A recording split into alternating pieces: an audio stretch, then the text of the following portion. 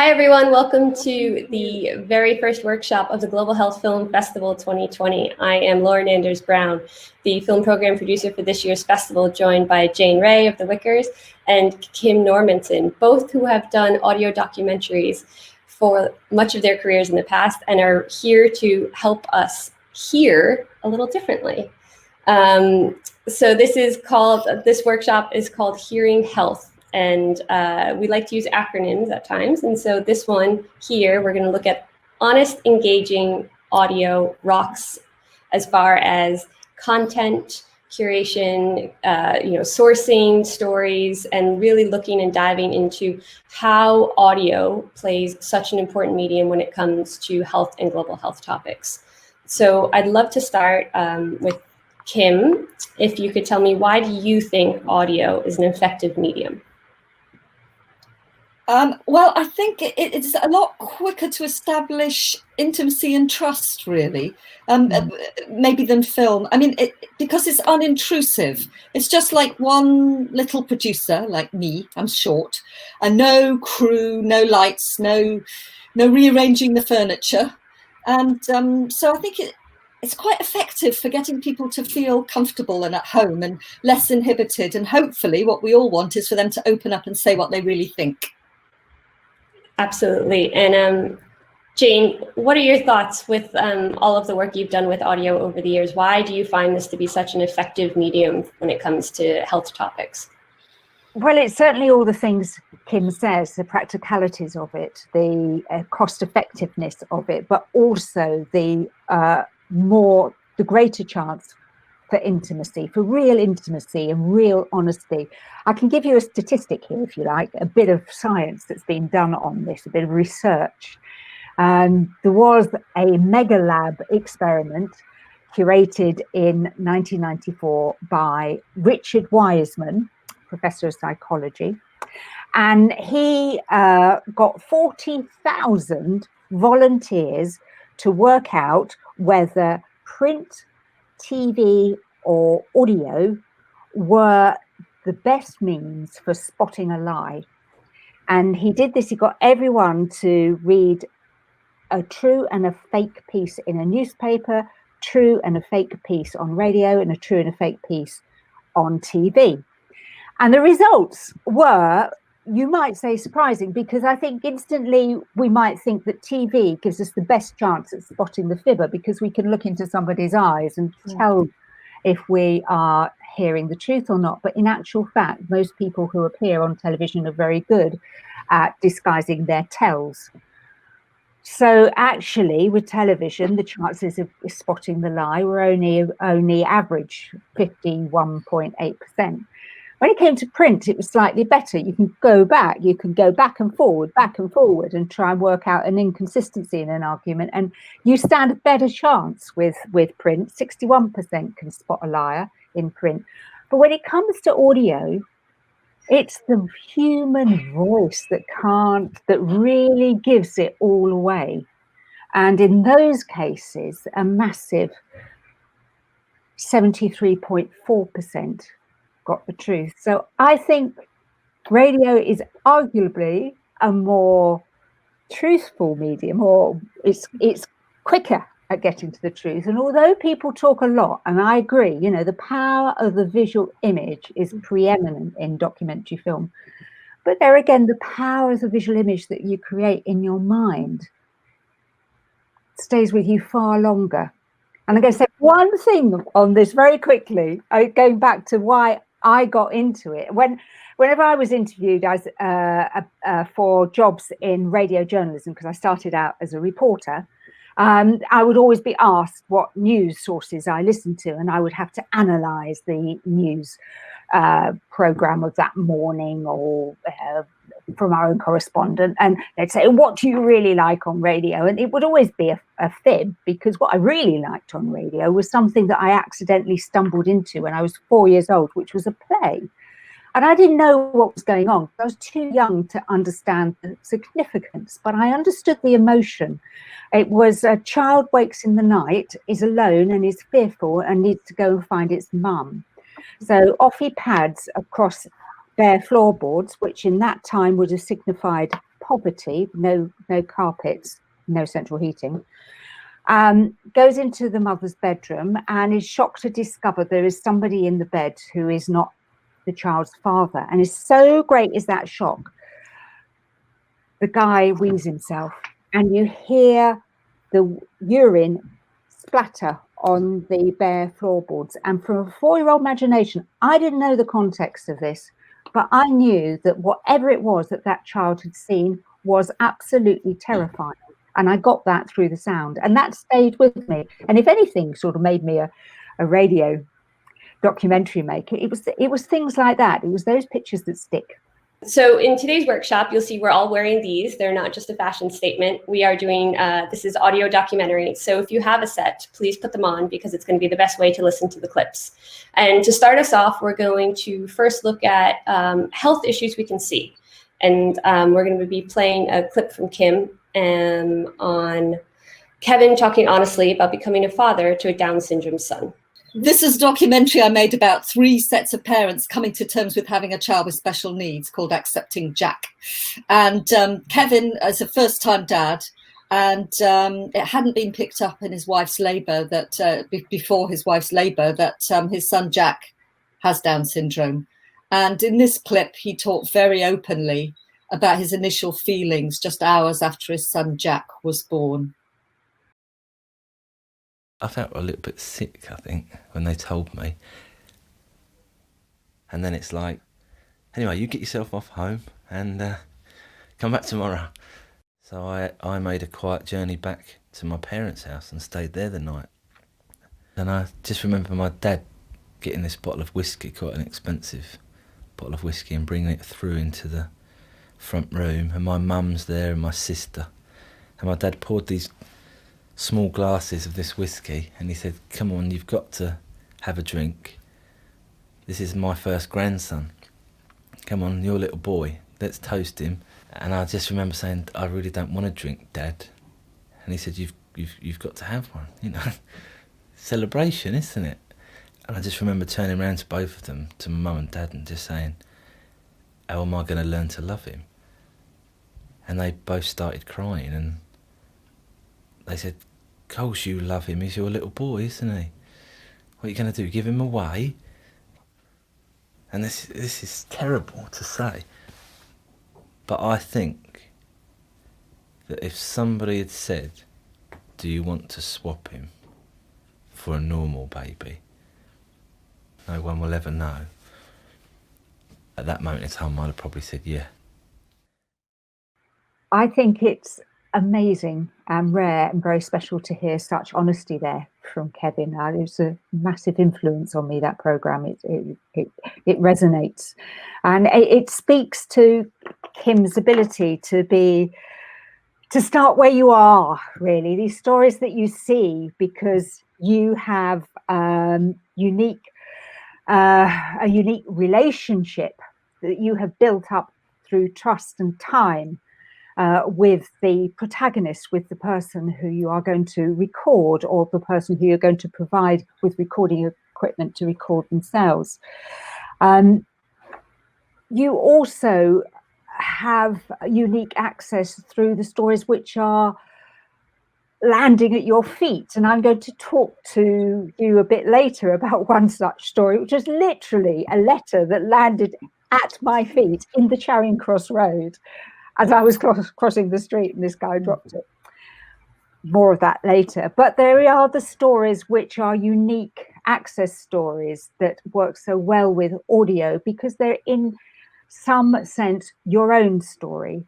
And this is what happened to me when I realized that my little boy, our little son Leo, was far from well. He was getting thinner and thinner and weaker and weaker. We had no idea what was happening to him. It was like he'd been swallowed up by the Dementors, those beasts in Harry Potter. We took him to see a Harry Potter movie where the Dementors were kind of leaning over and sucking out the soul of children. And when I looked at Leo at the end, and he was kind of slumped in his chair, and he said, oh, in this tiny voice, everything hurt. I knew something was very wrong. Turns out he was one of the lucky ones and got diagnosed quickly with post-viral fatigue syndrome, chronic fatigue syndrome, or ME. And he was believed, and he was treated by a fantastic team at our local hospital, the Whittington. But what I realised in that process, which actually took many months to get this diagnosis and this support, was that it was a postcode lottery, and there were so many children, thousands and thousands of children, who were not being believed, who were not being recognised. Not dissimilar to this kind of long COVID situation we're in now, with people saying they're not well. They're clearly not well, but because you can't see it directly necessarily in their blood, it's being dismissed. So that was 13 years ago. But my anger led me to be bold, and the boldness was that when Leo was asked by his doctor to keep an audio diary to chart his progress back to health, I asked Leo and I asked my bosses at the BBC whether we could broadcast that diary to see if there were other kids out there that were going through the same thing. Here's a clip from the beginning to give you an idea.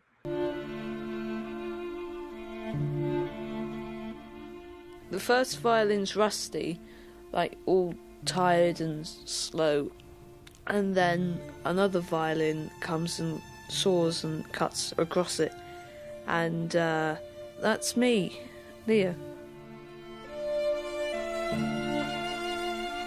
He didn't look well. I mean, he looked pale, thin, generally unwell, I'd say.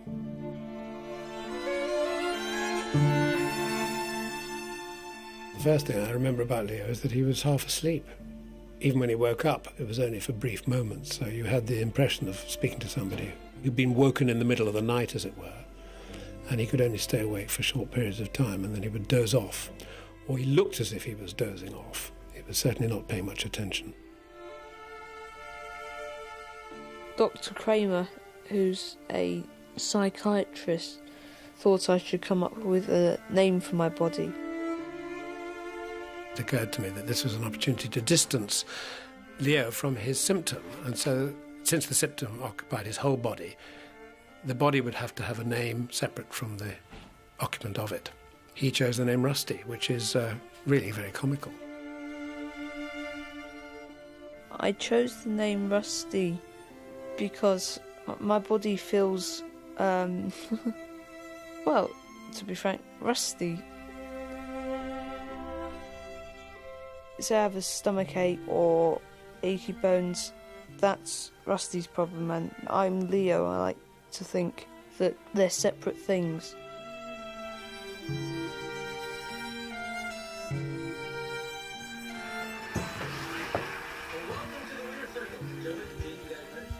Hello.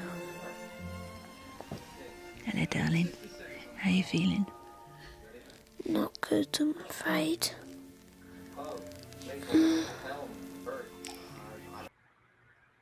Yes, radio has a way of sneaking up on you, Jane, and making you, the listener, feel very emotional, as that moment did there. I related to it as a mum. But as a daughter, when my mum started showing signs of dementia, you know, I had a similar experience where I started to learn quite a lot about ways that I could communicate with her. And I wanted to share these because it revolutionized my relationship with my mum. I was getting really frustrated with her paranoia. I just didn't want her to have dementia, really. And somebody, you know, taught me how to go back into the past with her. And I wanted to share that. I know lots of people know about reminiscence and the effectiveness of it, but I did feel like this was really changing my relationship with my mum at a time when I didn't want to lose her totally.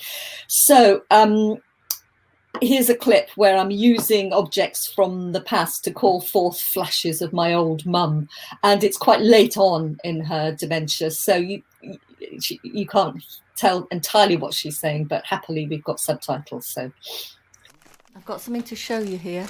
Mum, look at these. Look at these. Can you see them? You've opened your eyes now. Pantaloons. What are they? Pantaloons. Pantaloons with little lacy bits on the bottom. Who wore pantaloons that you know? Oh, Auntie Sissy. Auntie Sissy? Auntie Sissy. Yeah, Did it mean you were posh if you wore pantaloons? yeah. So they were sort of sexy underwear, were they? Yeah, Oh.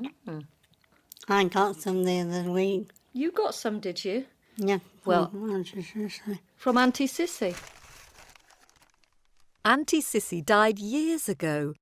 Thanks to the pantaloons, my mum's gone back to her youth, to happier times.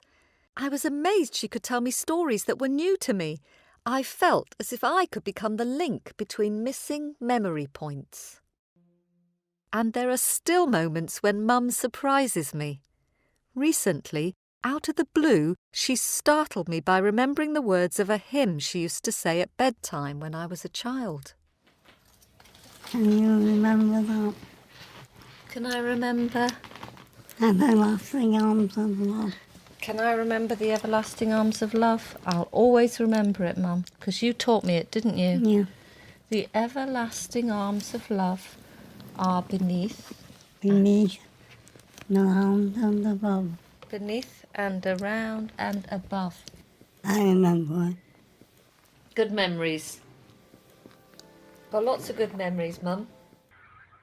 I was listening to that programme when it first went out, and it was particularly helpful for me because my mum had just been diagnosed with vascular dementia, and I used some of the techniques that I was hearing on the show to work with my own mum, who passed very peacefully last month, stayed in her own home and had compared to many, a contented end of life, being able to die in her own home with appropriate support. So yes, power of radio. Yes, stories that come to you.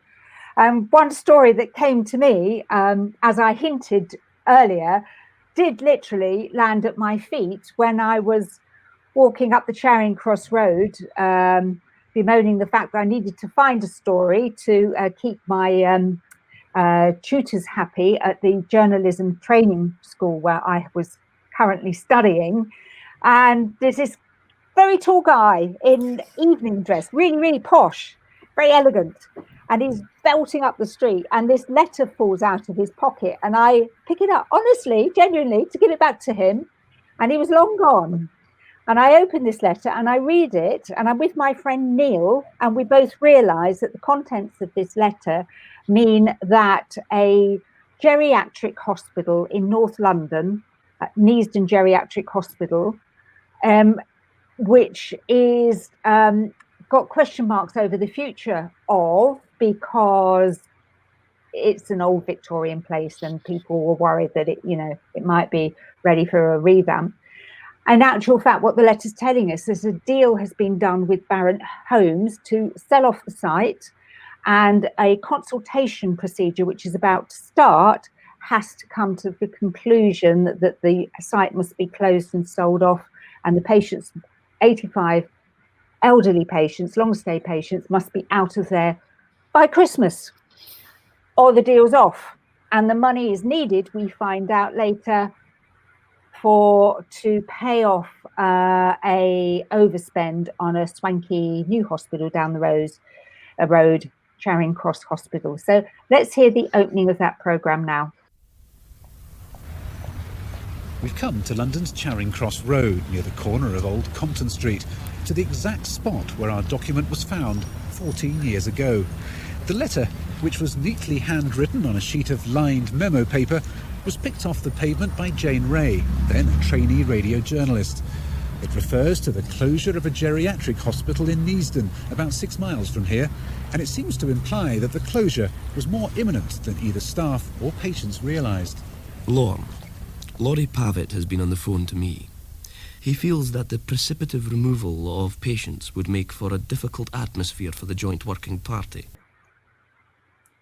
I think that clip to me sums up, a lot of the things we don't see in health. When we focus the stories just on the patients or just on the disease or the condition or, the outcomes, what we miss are some of the things that are hidden, and money is hidden. And, the politics behind the health is hidden. And so I think this is a really good transition into taking what is actually a huge health, potential crisis and uncovering it, because otherwise, not everyone could see that. It's not everyone gets to find a letter on the street, and then figure it out for themselves and follow that paper trail. So this is going to transition us into looking at how audio can really help us tell stories that we can't see.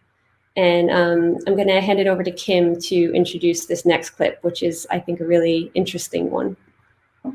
Yeah, so I mean, just, what Jane's been talking about there, investigative journalism can be great with radio, because you can kind of hide your radio up your sleeve. You can be a secret squirrel so easily. But the programs I make tend to be more people telling their own stories about the experience they've had.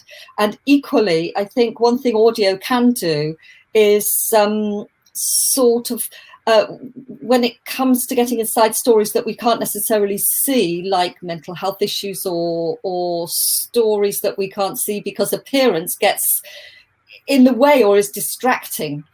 So I found that audio can give back control to people so that they can control how they're seen. And I like to get people describing themselves when they're introducing themselves, so that way they can dictate the way people will see them. And in this clip, 17-year-old Ao from North London is describing himself in a programme about albinism, which is a condition which affects the pigment colouring in your skin and hair and eyes.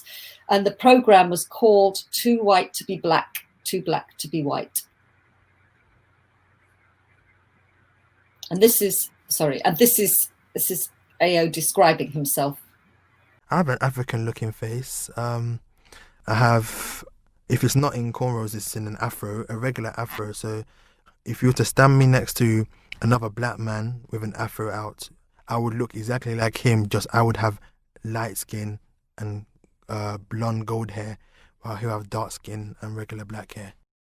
When people first meet me, they think like I'm white, that I'm from like England or Ireland maybe, or maybe Sweden.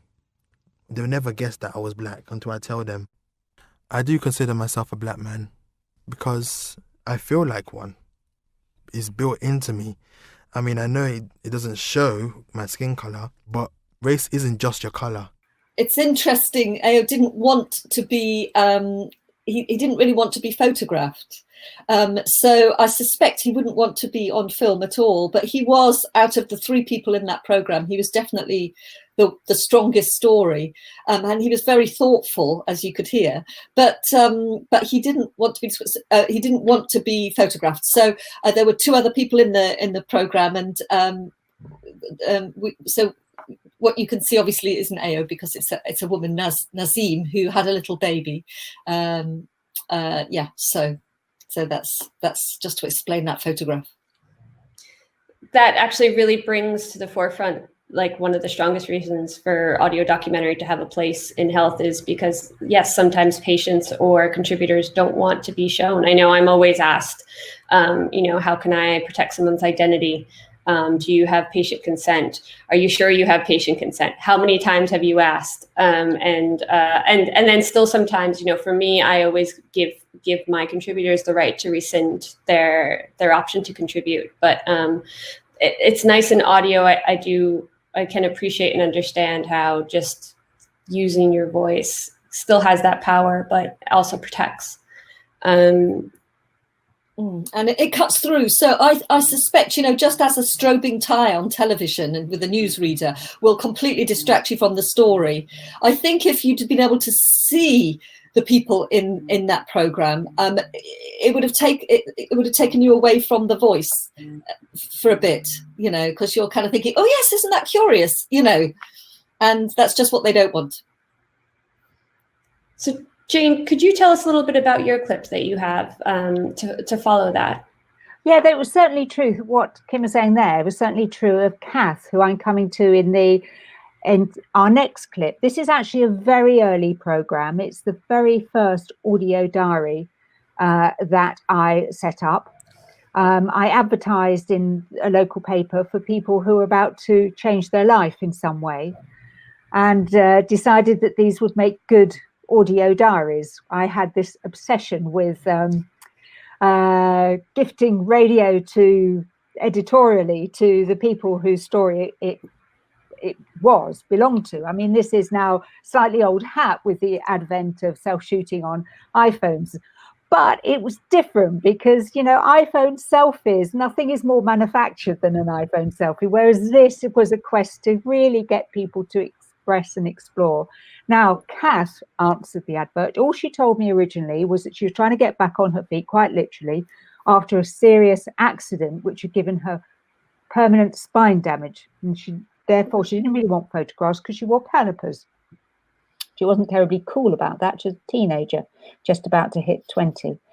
But she did want to tell her story about how she was going to try and get a job as a checkout assistant in a supermarket. And this was really important. This was a step from being in hospital to being independent.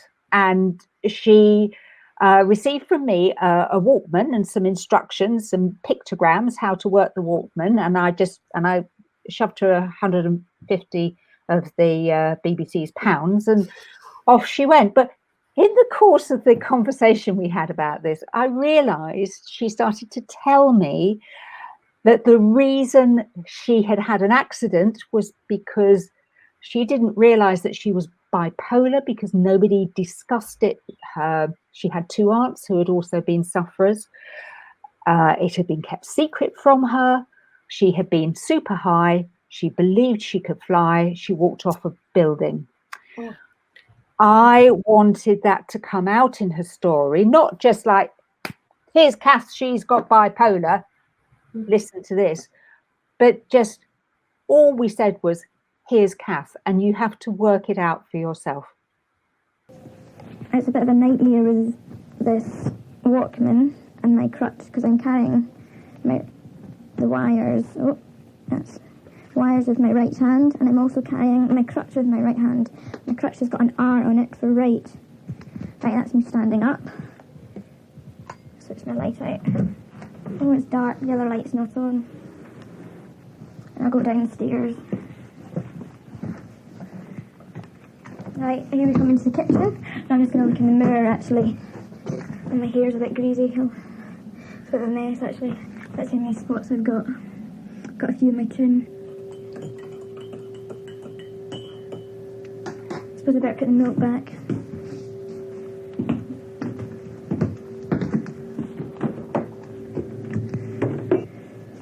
I think I'm going to open my British Gas thing and see if there's any money for me.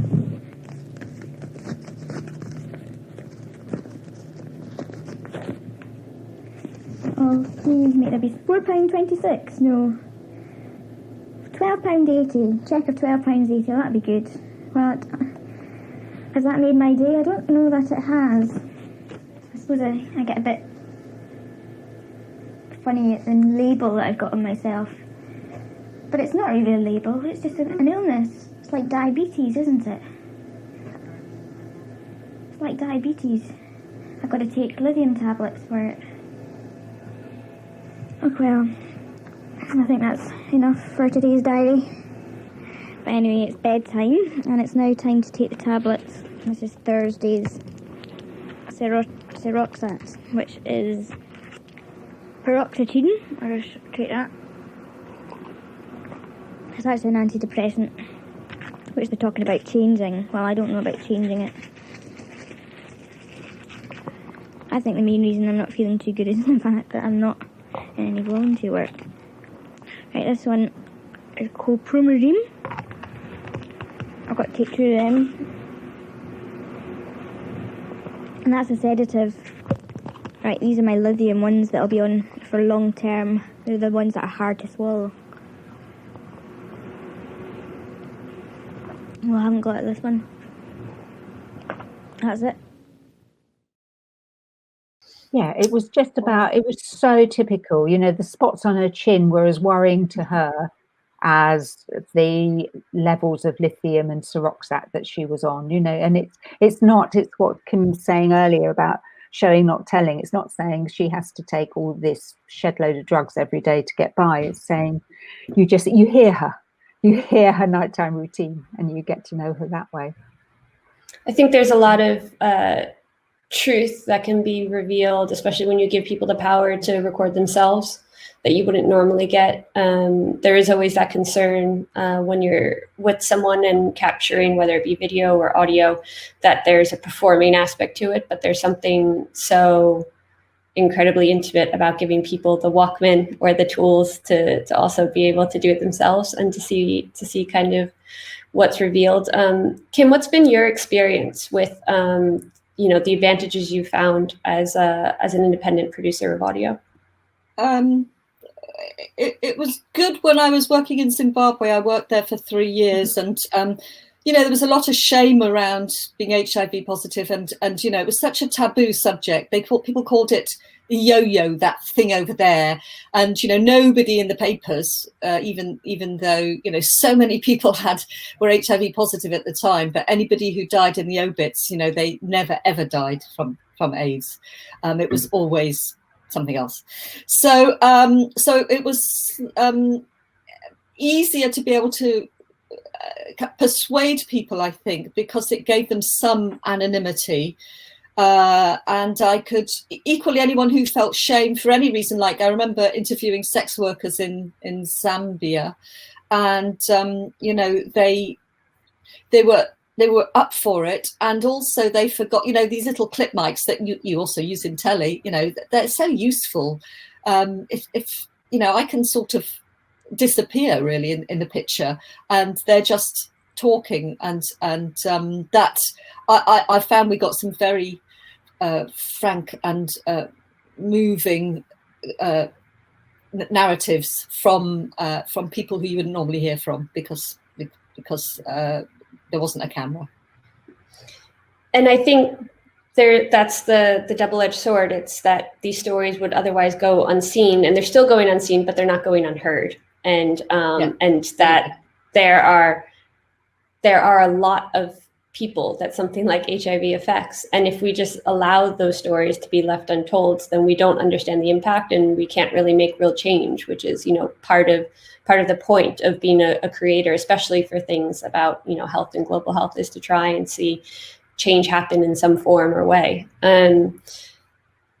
Jane, I'm going to talking about, the impact of people and how we need to see the numbers. I'm going to let you introduce this clip about malnutrition.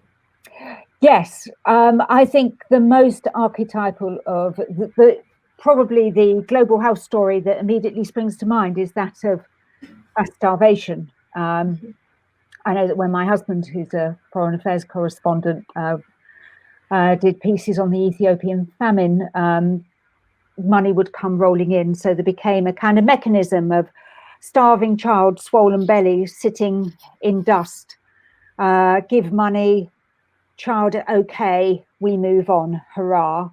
But what my husband and what I have tried to do in the radio work that we do is to look at some of the more hidden factors in malnutrition. And the extract that I'd like to play to you next is from a program that Mike did about malnutrition in one of the richest areas of India, where there are more billionaires per square foot, but also the greatest poverty, and trying to unwrap some of the hidden problems behind this. It's not just lack of food, child dies. Lack of food in the first 2 years of life, 15 IQ points less for the rest of that child's life, and the generational consequences of having an IQ that drops 15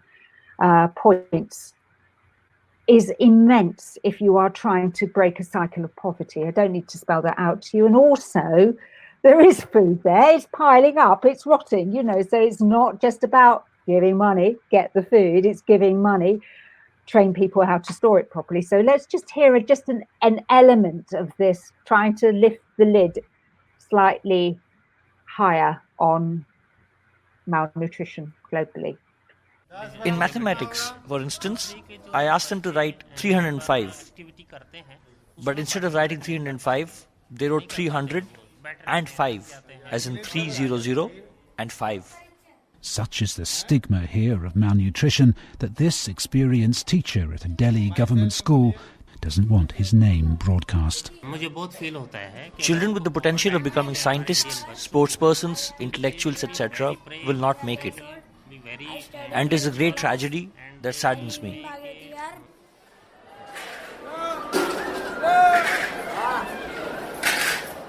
This wholesale vegetable market in North Delhi is, I'm told, one of the biggest in Southeast Asia.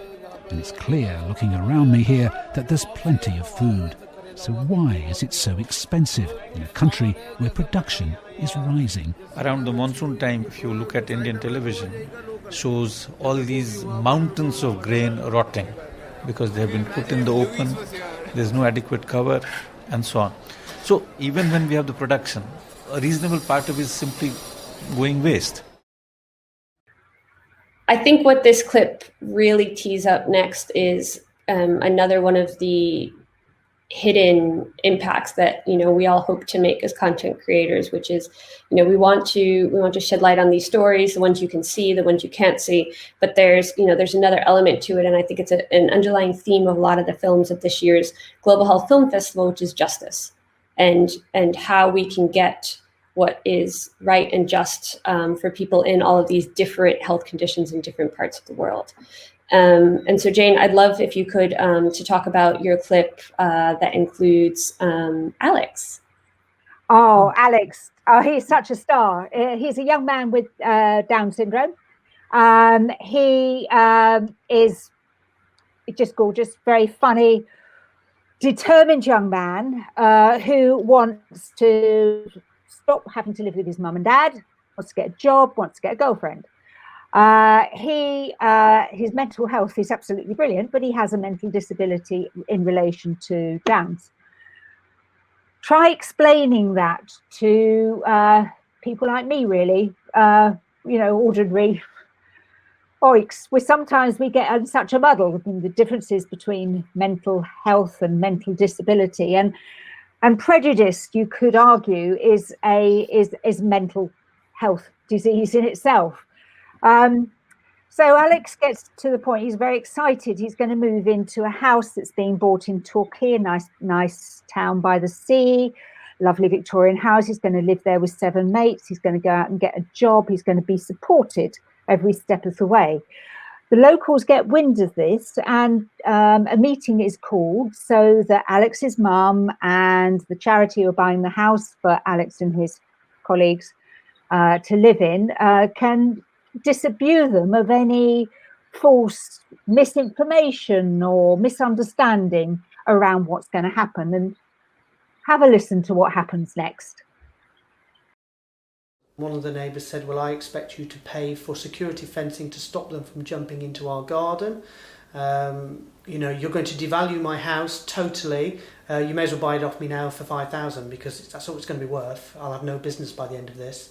What about the nursery next door to you? They will end up closing down because the parents won't bring their children there. And it was just, one man was saying, well, I will fight this tooth and nail, not having them here. I felt I was in the lion's den. I've never experienced anything quite like this in my life, and I've been working in care now for a long time. Did it change at all when they found out it was people with learning disabilities as opposed to delinquent children? I did sense that some of the ladies in the group were less hostile. There was about 4 people who continued to be fairly hostile right to the end. It sounds to me as though they're terrified. I think there's a culture where you react to a planning application. I don't expect those people to be giving an unpleasant, unfriendly or confrontational welcome when people actually start living at Appletor. I really would not anticipate that. So what will you say to Alex at this point? I won't be saying anything to Alex. As far as I'm concerned, we're going ahead. He's looking forward to moving in there. That's what he's always wanted, and as far as I'm concerned, we'll get him in there. But 3 weeks later, Carol had some news for me.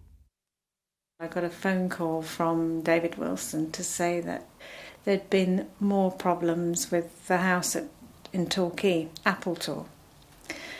That the group of residents around the house had had a further meeting and were now trying to get a petition together to send in to the local council to basically protest against people with learning difficulties moving into the house.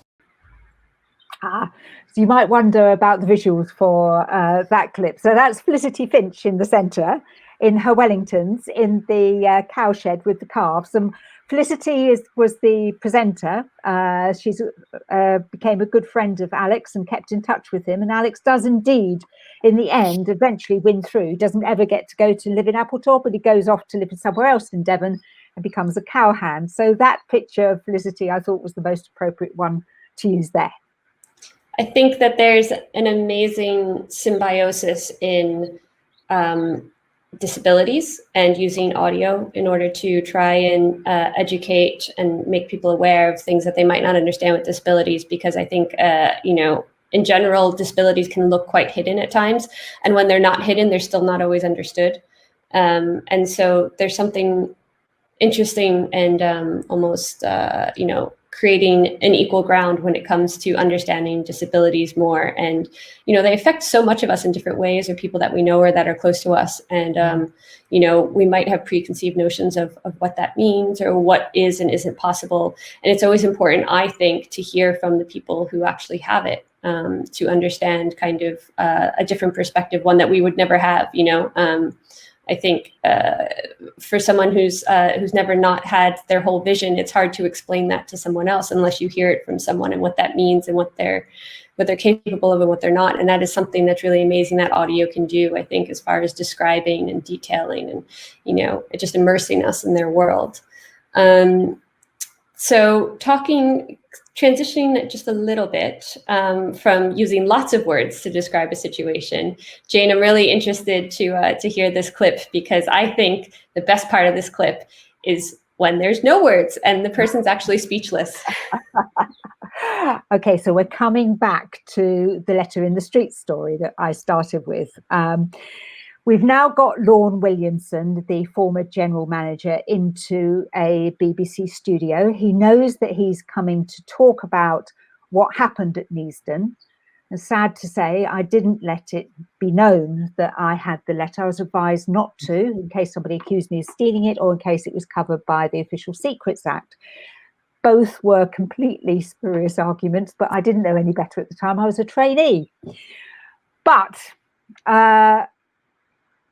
after the hospital closed down, I was there when patients were being dragged away in the snow. May Watkins, the lady that I was visiting, and several others died covered in bruises within 2 days of the move. It was absolutely horrendous. Lord Williamson agreed to come in and talk to us about the decisions around that time. He didn't know at that moment that we were going to show him the letter. I think that was a lesson that I learnt, because coming in from industry, one had been accustomed to making commitments that had some degree of legal binding.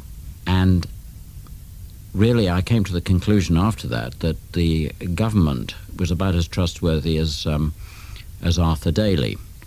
I had given my assurances to community groups in Brent that when the site was sold, the facilities would be rebuilt.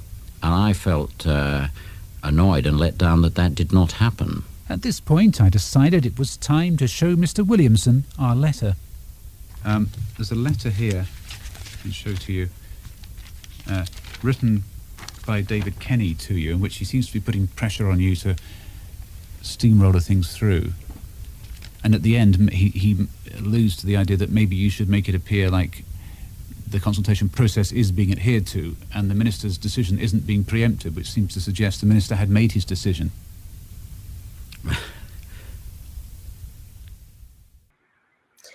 So I think that, for any documentarian, this inevitably always happens, where you get someone in a situation where you know that they have something to share, to say, but it's not always, they can't find the words. Maybe they don't want to find the words. Maybe they don't even know how to say it. And that can always be a bit challenging, but it's even more challenging, I think, when what they're about to say is something that they know people are not going to want to hear. And so I think that we're coming to one of the last topics we're going to talk about in this workshop, and discussing health topics that people don't want to see or don't want to hear, which is, basically adding every single kind of challenge you could imagine to the list of things that we face as content creators. So Kim, I want to ask you, you did a series on young carers, which, is something that, I can definitely relate to, as having to have cared for my younger brother when I was younger. But it's something that people can be quite judgmental about and don't always want to hear. So could you just introduce this clip and tell us what it was like working with those contributors? Yes. Well, we wanted to tell. We wanted Stacey to tell her story. She had her mum Maria had Huntington's disease, which meant that mum couldn't speak clearly for herself. But Stacey did want her mum to be in it, and you can't put subtitles in radio, as I've said, and it was difficult, but it felt really important that we included Maria. And so Stacey we had a conversation. So Stacey decided that she wanted to introduce her mum, Maria, and she began by describing her. My name's Stacey, I'm 15. I live in the northeast of England, in Sunderland, with my dad and my little sister Nicole, and my mum, Maria.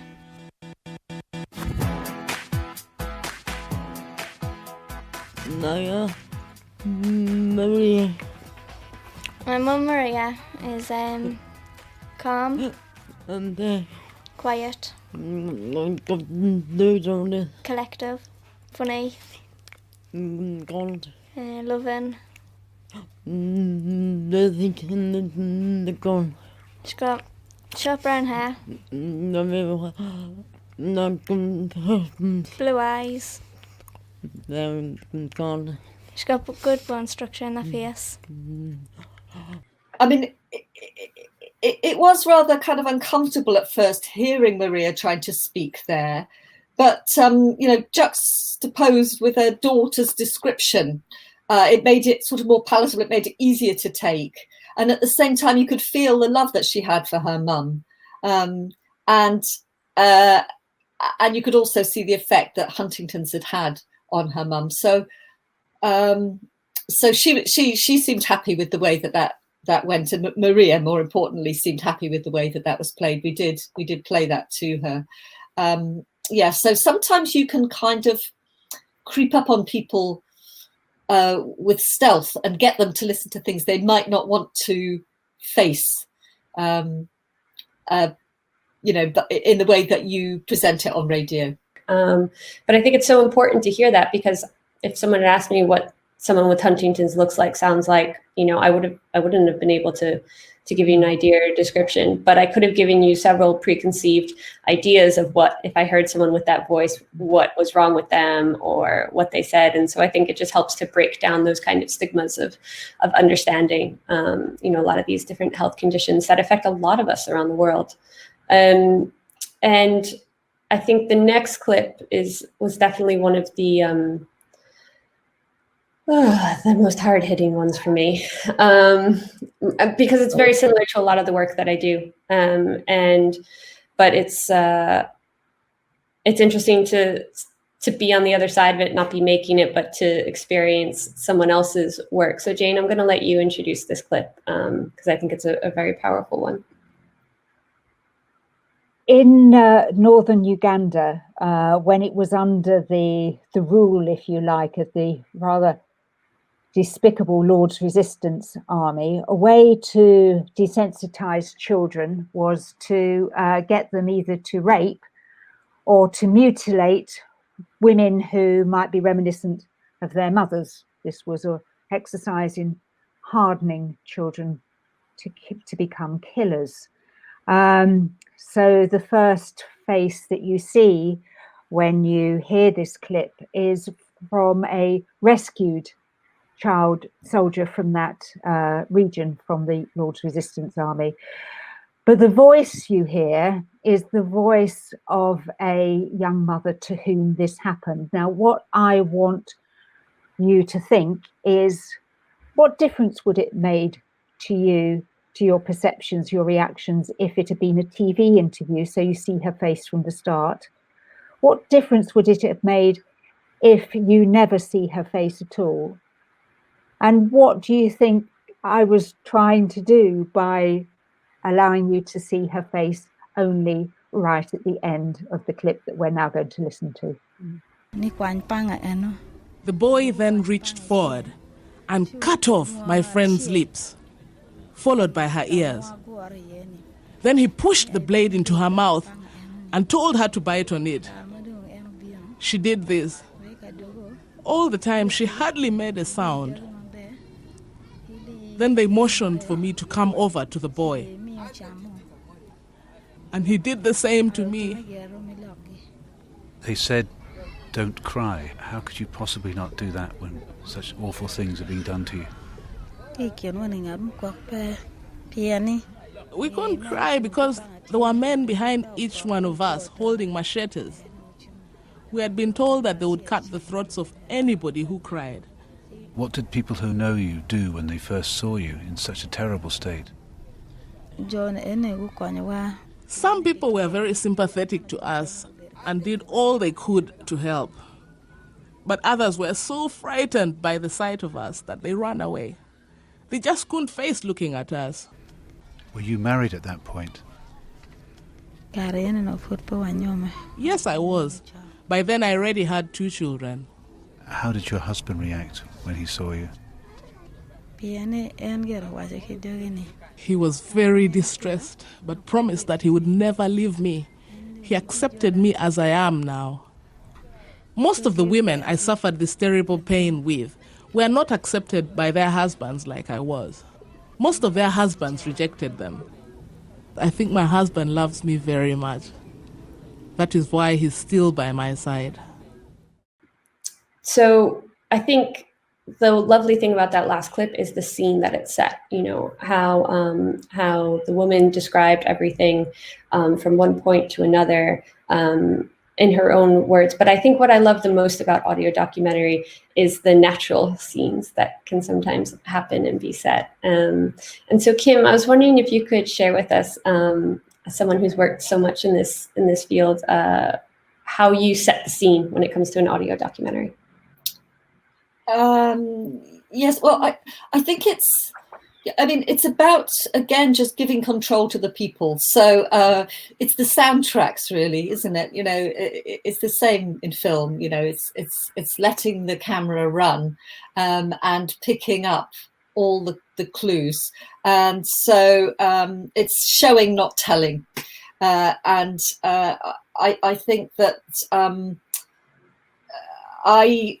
all documentary makers kind of know that it's the arrivals and the departures as well that often say a lot. So I always kind of arrive with the camera rolling, with the audio rolling, and that can sometimes be really helpful.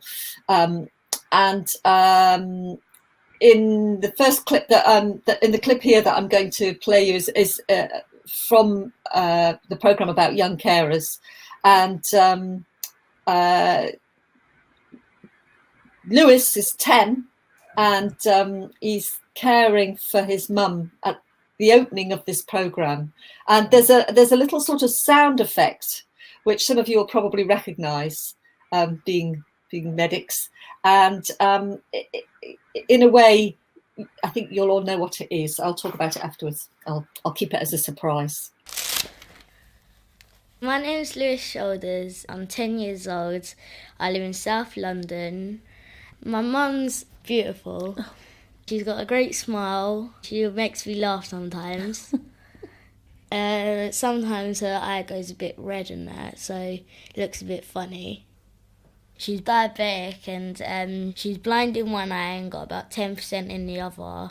She's got arthritis in her legs. In the morning, sometimes my mum needs her blood checked, and so I get her blood machine, and then I get the piercing gun to pierce her thumb or something, and I push a button and it pops her finger. And her blood level is 26.8, really high. I need to give her insulin. I pierce it into my mum's belly, and then I push the button. Like so. So I think you'll all realise that that was Lewis opening the pack with the Velcro to take out the needles and the syringe to inject his mum and check her insulin levels. And I think it's very helpful when you're. It's very helpful when you're starting a programme to have a sort of metaphor in the programme somewhere, or I like to. So, for me, that was the opening of the programme. It was the opening of this pack to then let out Lewis's life and the huge responsibility that he was taking so young to be injecting his mum in the belly like that.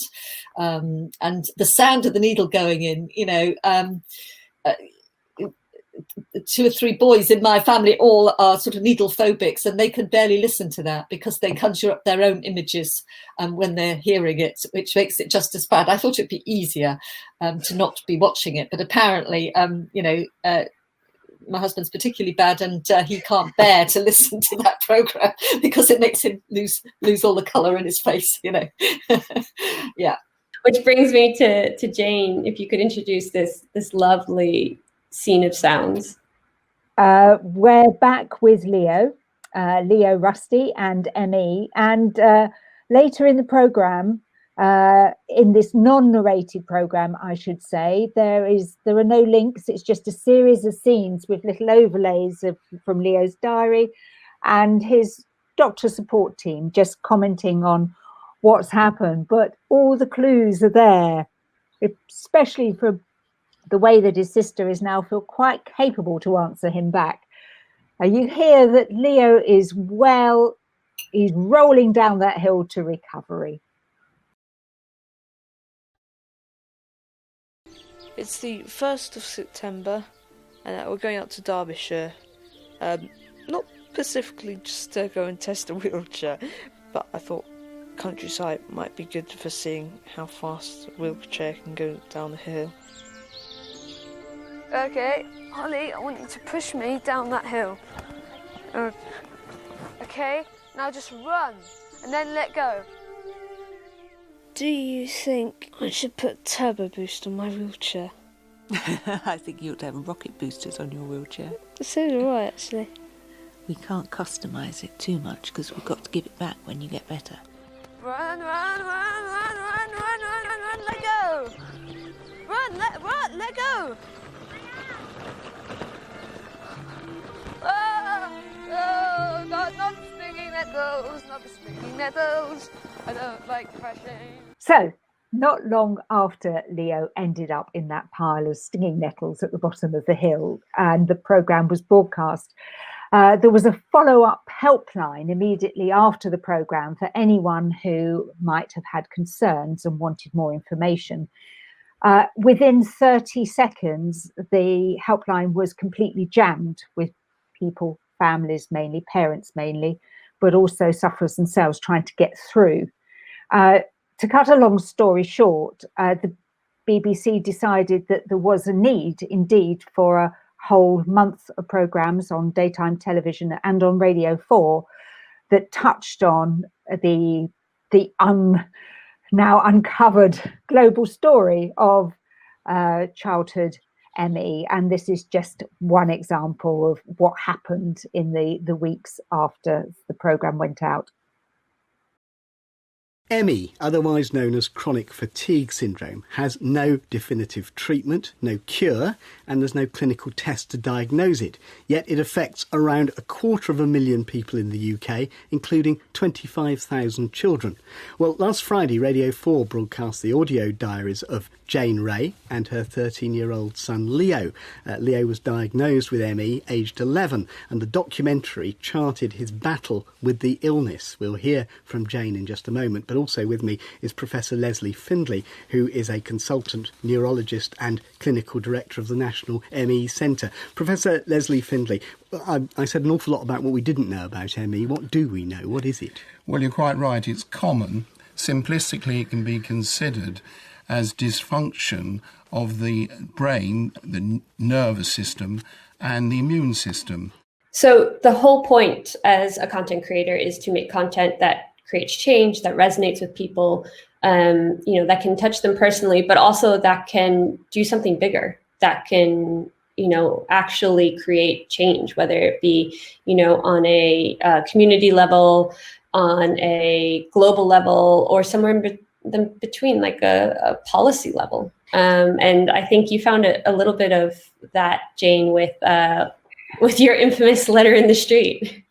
Yes. So we're now going to hear what happened after that very long silence, whereas all I could hear in my studio, listening hard on my headphones, was Lorne Williamson's chair squeaking. And I thought, is he going to lean forward and put a punch on Mike's nose? Is he going to lean back and run out the room? Or is he going to stop and talk to us? So have a listen to how he reacted and what he said next. And then I'll tell you about the consequences of that when we come off the back. Looks as though I lost that document, doesn't it?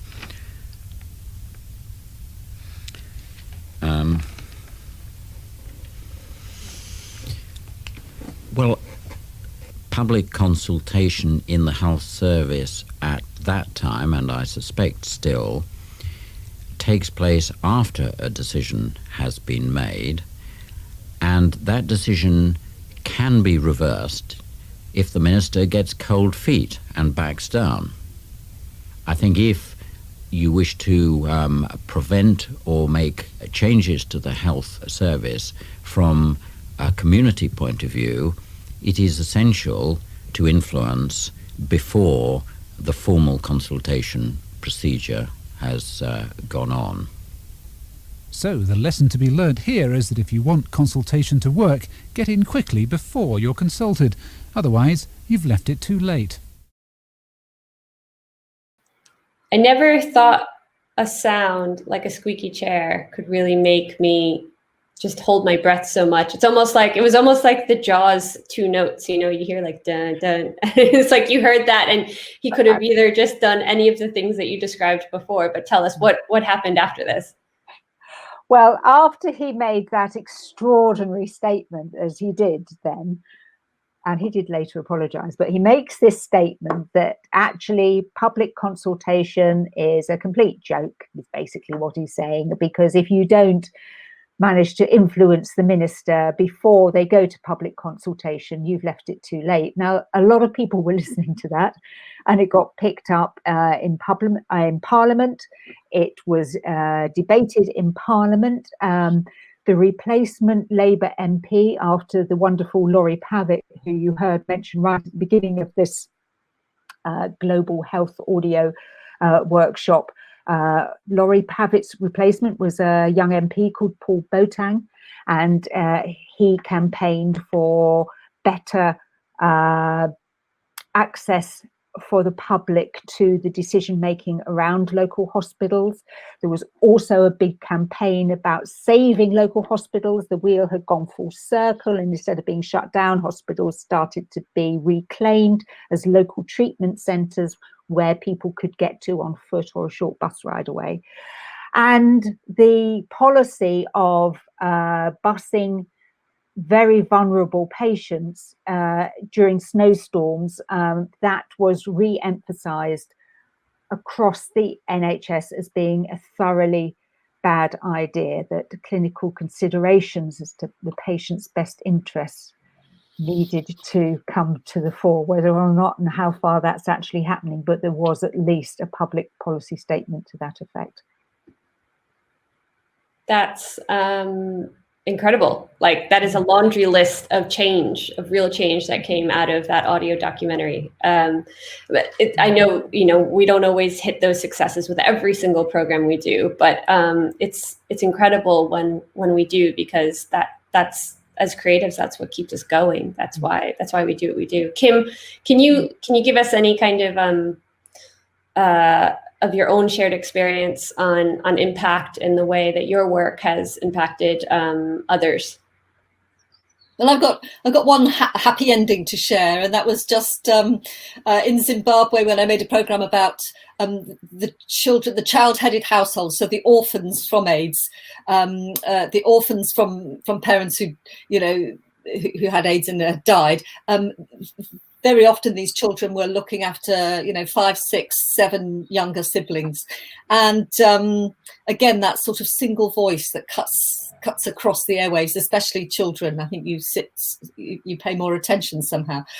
And after this program went out, I was living in Harare, and the Norwegian ambassador called and said that they'd heard this on the World Service, on the BBC World Service, and they wanted to give a 4x4 car to the 2 nuns running this sort of this hospice in Zimbabwe, the only one at the time that was helping people with AIDS. And they wanted to give them a 4x4 car so that they could go out into the township areas and feed all the orphans and give them food. So that was pretty lovely. And so we had a little celebration with the nuns and some warm Coca-Cola. That was lovely. And yes, then it's harder to measure changing minds, really. It's harder to measure that. I did have a really lovely, unrelated to health though, I had a really lovely experience very early on in radio, where I made a program about people coming out to their parents. This was back a few years now. Happily, it's probably not quite such a big issue, but there was one man who I spoke to. I was recording a program about Japanese prisoners of war, and I spoke to this chap who was British, who I told him, well, I'm just making this program about children telling their parents they're gay. And he sort of pulled out a photograph, a dog-eared photograph, and said, we haven't spoken to my son for years, this is him, he's gay. And then I said, do listen to this program, because it's full of people like you who just don't know how to communicate, but do listen. And he called me after the program and he said, me and my wife listened to all those other parents talking about not knowing how to proceed with their kids. And we've rung our son and invited him and his partner for Christmas. Amazing. Yeah, really lovely. So the power of radio. It's like when you can have just one voice sometimes do that, or many voices. I think that's what's nice about bringing voices together in a program too, is not feeling so alone, feeling together in something, whether it be just the situation you just described, or a bigger health situation, just learning to understand it in a different way and form, and actually listening. I think we spend so much time, on our phones and reading nowadays. It's sometimes nice to just kind of put on a set of ears, and then, let some information kind of seep between our ears and see what can actually stay and change and make a difference in people's lives. I think go ahead, Kim. Sorry, I just think we all as producers, film producers, radio producers, and indeed all you medics out there who are listening in the virtual world, you have access to information, and you can be a bridge. You can build a bridge between your expertise, really, your knowledge, and the listening world. And I think particularly with medics, it's quite hard because life is so frenetic and busy, but they've got amazing, you have got amazing access to really powerful stories that that handle sensitively, which I'm sure you would, you can make a huge difference. So absolutely. So we're going to listen to one last clip, and it's to try and emphasize the power of one voice, as we've been talking about. And then we're going to transition to our interactive workshop, which means that you'll be pulled over into another room. You don't have to go anywhere. You can stay exactly where you are. Any questions you have, you can put them in the chat box or in the question section if you like.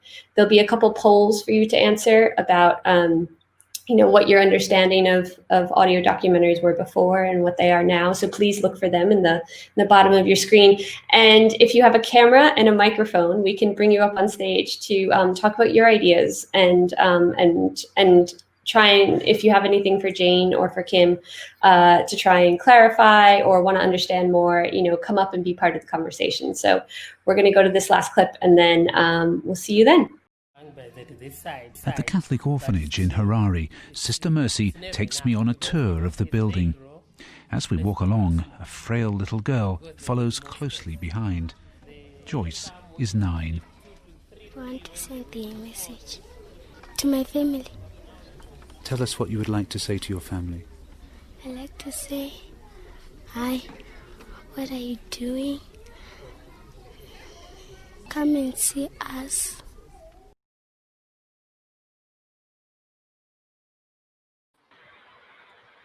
Hi, everyone.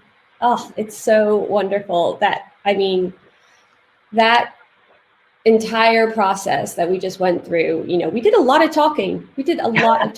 And so I think, no, it's okay. Now I think we need to hear and listen to some of you out there who have questions or, burning things that you've always wanted to ask, or, and it could be anything. It could be bigger questions to smaller technical ones. I know that when I'm a participant in workshops like this, it's really beneficial for me to ask that one little thing I've always wanted to know, and especially about audio, because I'm still quite new to audio documentary as well.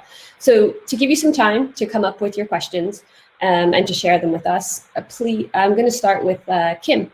And if you could share with us kind of how have you navigated as an independent audio producer? What are the outlets and the different pathways that you found that worked for you and that didn't work for you? And where can someone who wants to pursue this kind of a project or career go? Yes, well, I did start out in-house as a production trainee, but then as soon as I had children, I moved to Zimbabwe and left the BBC and became a freelance. And I worked for a long time for one independent radio company, and then I started branching out a bit and doing different work for different independent companies. So you can either start your own company in order to get programs accepted on BBC World Service or Radio 4 or Radio 3 or any of the BBC stations. You do need to kind of go through an existing company. So it's good to, maybe if you hear a program that you like, there aren't many of us, we're all, it's a small world. So if you hear a program you like, listen to who it's by and maybe contact them, or, anybody can feel free to contact me, if they want to know any companies that I'd recommend for a certain type of program. I have made a few programs in the States, but they were people coming to me and commissioning. The good thing is if you get known for a certain type of program, then people will sort of find you and sometimes commission you, ask you if you'll make this program because they know that you're a bit of an expert in that area, whether it's like knowing a certain global area, or whether it's making sensitive programs on mental health or whatever the subject. Thank you for sharing that. I guess one of my questions is, what if we can't start as a trainee? What if, are there any other like super non-traditional pathways that you might know of someone who's done, or any suggestions you might have? I mean, and what are your feelings on podcasting? Everyone's kind of doing a podcast now with COVID.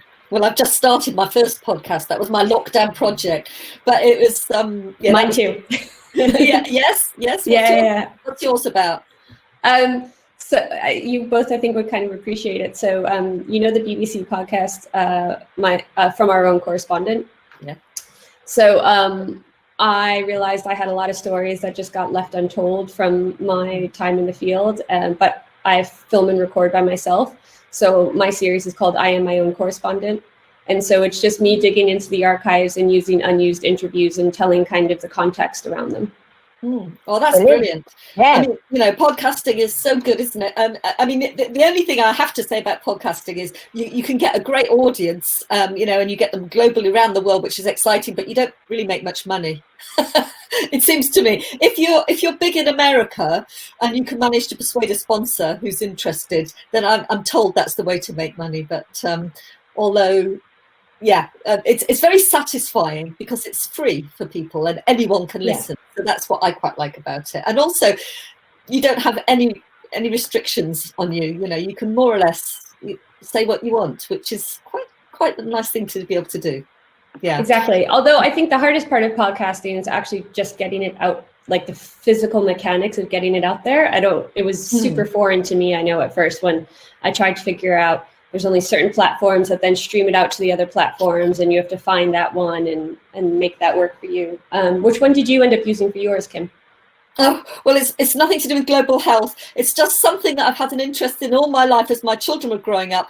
And it's called Super Great Kids Stories, and it's about storytelling internationally. It's getting storytellers on air. So I tell some of them, but there are lots of other people I know who represent different cultural backgrounds. And so it's quite nice to have an international audience for these children's stories that I've always told. Yeah, so I was just going to ask you, but you know how the RSS feed for a podcast goes out. So which original platform are you using? Acast. Acast. Okay. Yeah. Great. I'm using Sounder.fm, I think is what it's called. And that one's free. You can do one free show on it. I don't know. Is yours a pay for service or did you have... pay for, but it's not very much.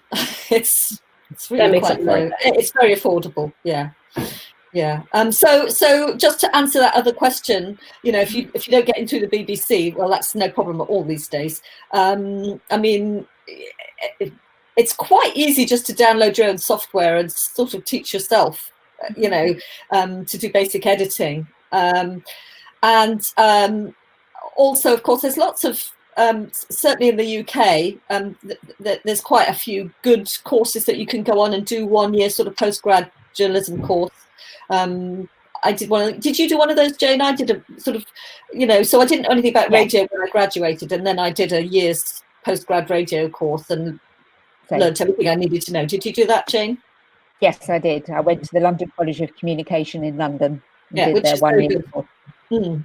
Yeah, they're very good. I mean, I recently went there and did an interview with them, you know, and they were pretty hot on media too and on publicity, but they really seemed good and very international. A lot of people from all around the world attending there, so it felt like a vibrant place. And I have no connections with them. They're not paying me to say this. It's just that was my impression.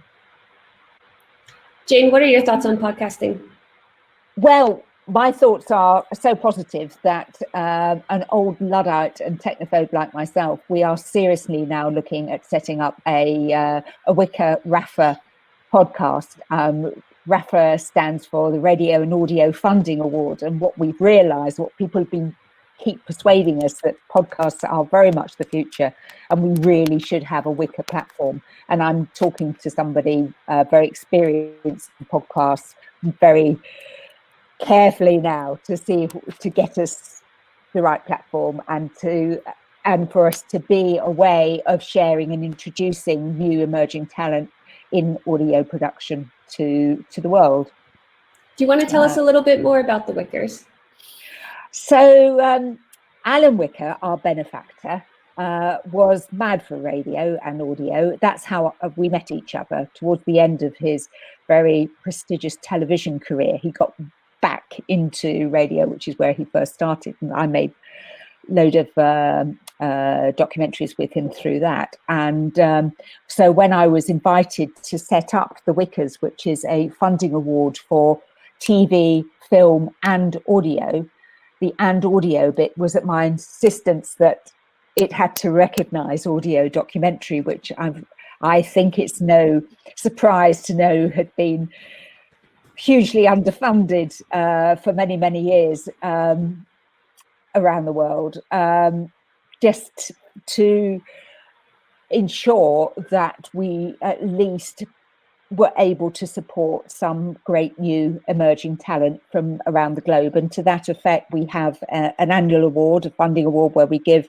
amounts of £5,000 to all our finalists, and we give an extra £4,000 to one of those who we're going to, we have amounts of money to seed great programme ideas, and we support those who come to us by getting them matched up with good executive producers and mentors, and try and provide them what they need to for their work to find an audience. We're not the only. There are very few funding organisations for audio documentary, but I will just mention one other for those who are in the UK, and that's the Audio Content Fund. And that's a fund using government money that has 3 rounds a year, I think, that will fund a really good idea for a commercial broadcast who might not otherwise have their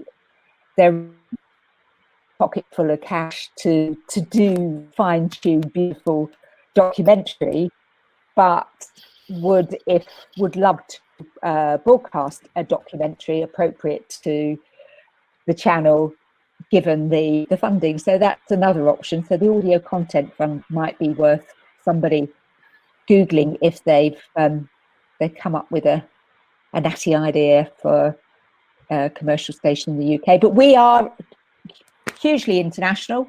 We get applications we had our first from Colombia and others from Azerbaijan this year. So, and we've just announced our winner with well, I won't say too much. I won't blather on too much about that, because I wanted to mention one thing as well. I wanted to give a plug to Radio in a Box, which is a charitable organisation set up by Max Graef, who happens to be the son of the veteran documentarian Roger Graef, and he literally creates audio in a box. So if anybody here is on the NGO medics supporting the Global South projects, wants to think about setting up a radio station to train local people how to get messages and stories out there and across. When I say it's in a box, you unfold it. It's like one of those Transformer toys, and everything you need to broadcast is in that box, and it just works, and it's extraordinary. Anyway, so those are my top tips for this afternoon. Yeah, I mean, I don't know any organizations that have worked with Radio in a Box, but I do know a few that I've worked with that have had really successful radio campaigns with COVID, with Ebola, with Zika in Haiti. So things, when diseases can travel faster than word of mouth can, radio ends up being a really reliable source, and a way of storytelling too. It's not just government announcements, because as I learned with my work in Liberia with Ebola, people didn't always trust the government announcements, but they trusted hearing the people's stories, and community leaders, and being heard through radio. And most people have a smartphone, but in a lot of places, everyone still has radio, which I think is incredible in that aspect. Because I have to use a phone in order to listen to the radio now myself personally, but. We have a couple questions that I'd love to dive into.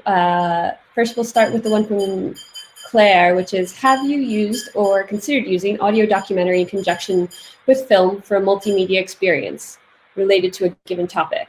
And do you think there could be value in this? I'm happy to talk on this too, but I'd love to hear from Kim first. I've never filmed anything.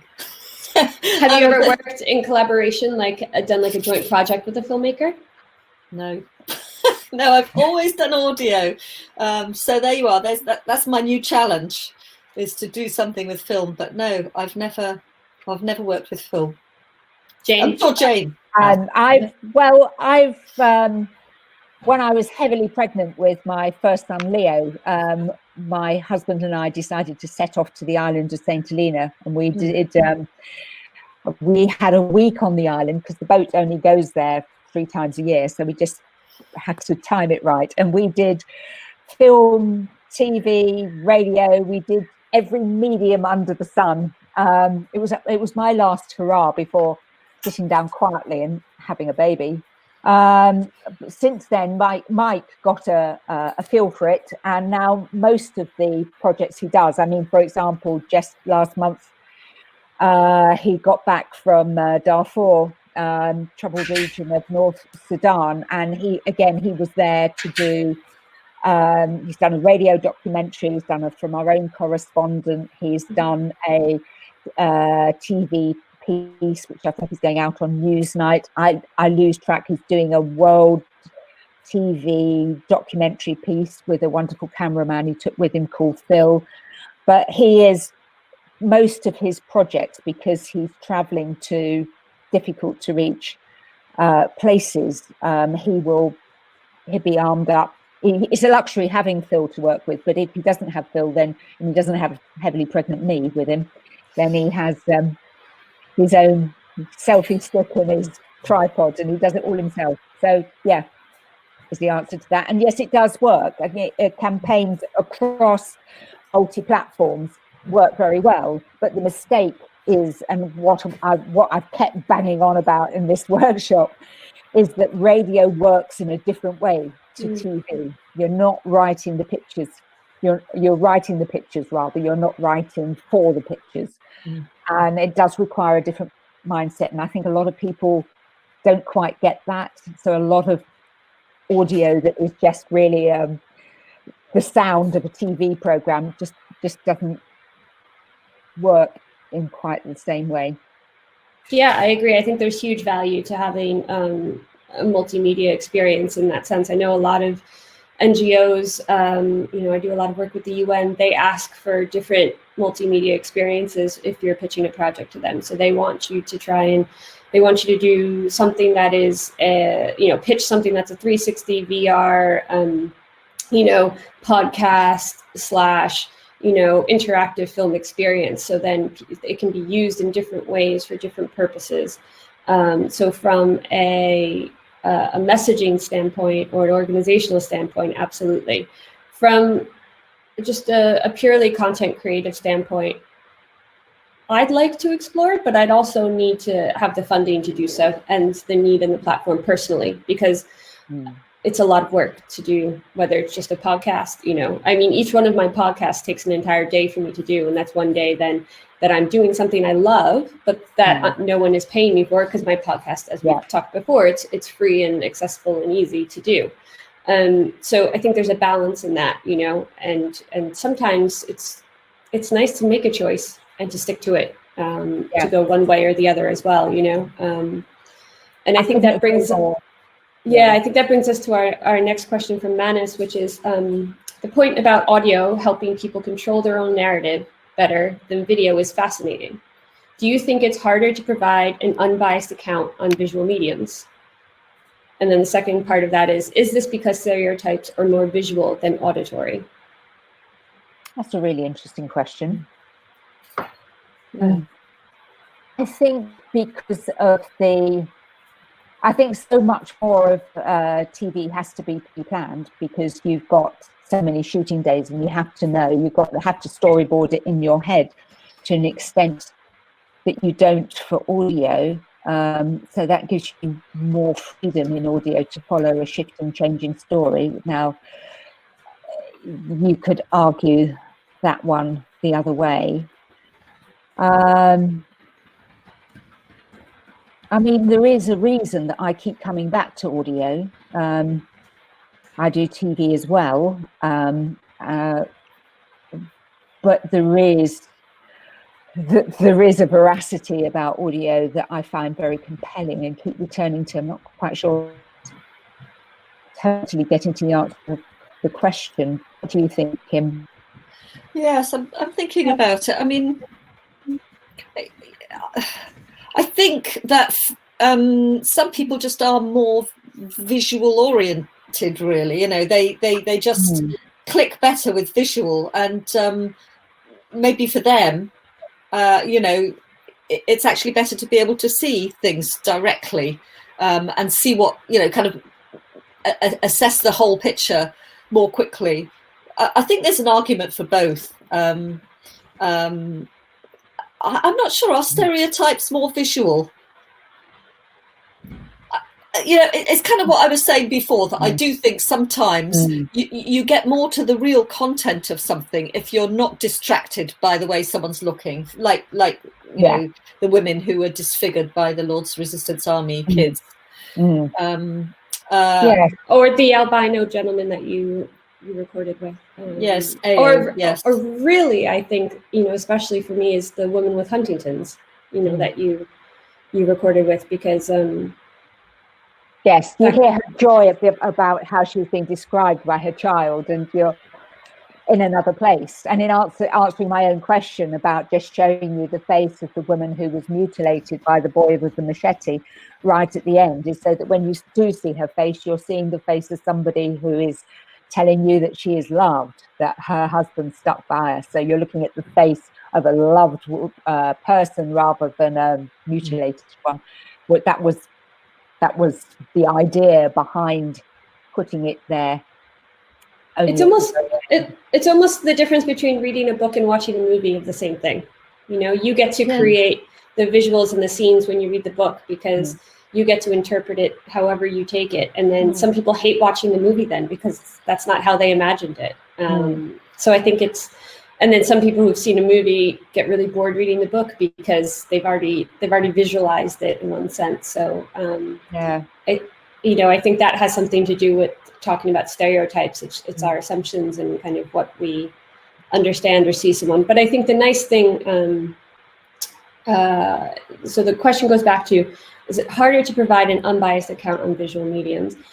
And I think that is true. And I think I do think it's harder because in audio you have to listen more, and you have to create the image yourself, and it just requires you engaging and actively listening, rather than kind of just allowing it to be displayed in front of you, as a filmmaker chooses to. And I have heard in the field as well, people say, "Oh, we can't use that bit because the optics aren't good. It's all about the optics." And you think, "Oh my God, there's so much good content you've just lost just because the light wasn't in the right place, or the people just weren't looking. You know, the optics weren't good. They didn't fit." And it does worry me that, you know, what we forget is because our ability to hear is innate in us from about 28 weeks in the womb. So we are, by the time we're born at 9 months, we are fantastic listeners, long before we become lookers. But people, because it's an innate skill, people forget that you have to exercise it. And we've now gone into such a visual culture, which has some advantages, but it also takes away the practice using the old hearing bones, the listening bones. Lauren, I'd be interested to know if there's anybody listening, watching, who thinks that they could, you know, they would maybe try audio, because it's so much more spontaneous. You know, if you've got your antenna out and you're out in the field, you know, working in some medical situation, for example, and you kind of come across a really interesting story, you can just take out your, you know, phone. As we found in lockdown, lots of people can record on their phones, you know, and start recording terribly important evidence, if you like, to back up a program later. I just wonder if anybody is considering it. So I'm just throwing that out there in case anybody is willing to sort of come forward or just wave a hand and say, yes, I might consider it. I just think, yeah, Jane. yeah. I just think it's worth trying. So we did take a poll, and one of the questions is exactly that, Kim. Has this workshop inspired you to create your own audio documentary on health or to listen to others. And all of the votes were either for maybe or definitely. So, so obviously we've done something right in this last hour and a half. But if anyone else has further, technical questions or non-technical questions, and you just want to connect or anything, I've dumped a whole bunch of information in the chat box. I know that we're running over time, and but it was lovely to listen and to both of you, and to have you both here as part of the Global Health Film Festival. Oh, here we go. So Dane says that they've tried before, but they're going to try again from this workshop. So we've inspired one person, which, that's good. That's what we need sometimes, is just one person. So yes, so feel free to get in touch with any of us on any of the topics that we discussed today. We'd love to help and inspire more audio documentary. This is an important medium, and thank you again to Kim and to Jane, and especially to the Whickers for hosting this panel with us. Don't forget, you can go, if you're a pass holder, you can go and take your virtual photo booth with Alan Wicker if you want, just for today. And there's, if you're unsure of how to work the photo booth workshop, you can find me on Twitter. And I put a little video on how to take your photo with Alan Wicker if you like. So thank you again, and enjoy the rest of the festival. Bye, everyone.